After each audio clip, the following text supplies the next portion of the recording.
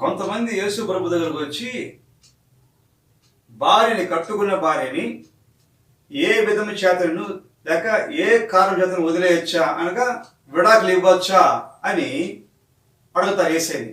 So యేసయ్య వాళ్ళ అన్న మాట ఏంటంటే మత్తయి సువార్త 18వ అధ్యాయంలో అంటున్నాడు యేసయ్య, సృజించిన వాడు ఆది నుండి వాడిని పురుషుని గాను స్త్రీని గాను సృజించిననియు ఇందు నిమిత్తం పురుషుడు తల్లిదండ్రులు విడిచి తన భార్యను హత్తుకొనును, వారిద్దరూ ఏక శరీరముగా ఉందిరని చెప్పాను. మీరు చదవలేదా?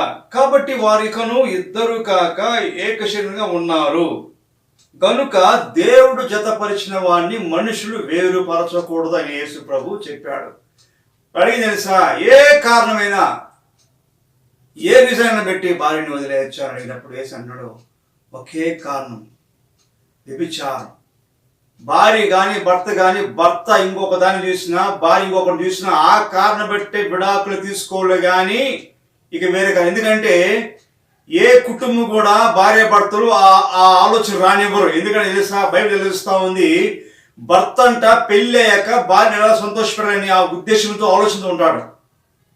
స్త్రీ అంట భార్య భర్తను ఏదైతే సంతోషపడిన ఉద్దేశంతో ఆలోచనతో ఉంటుంది అనమాట. ఆ విషయంలో ఉన్నప్పుడు ఏ స్త్రీ ఏ పురుషుని ఆ కుటుంబానికి ఎంట్రీ ఇస్తే, దేవుడు జతపరిచే వాని విషయంలో ఎంట్రీగా ఇస్తే ఆ కుటుంబానికి శాపము తట్టుకోలేరు.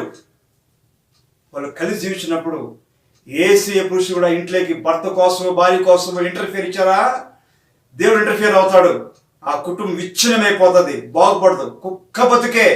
అందుకే దేవుడు అన్నాడు ఆ కారణం బట్టి, ఎందుకంటే అది కుటుంబంలో రానివ్వరు.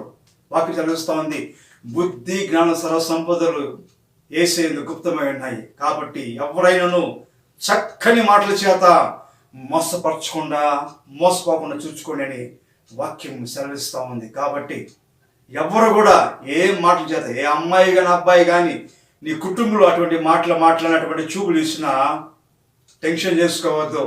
నీకంటూ ఒక ఫ్యామిలీ ఉంది, నీకంటూ ఒక కుటుంబం ఉంది, అది నువ్వు చూసుకోవాలి. ఆ కుటుంబం సంతోషపడే, లేకపోతే కుక్క బతుకే బతకాల్సి వస్తుంది.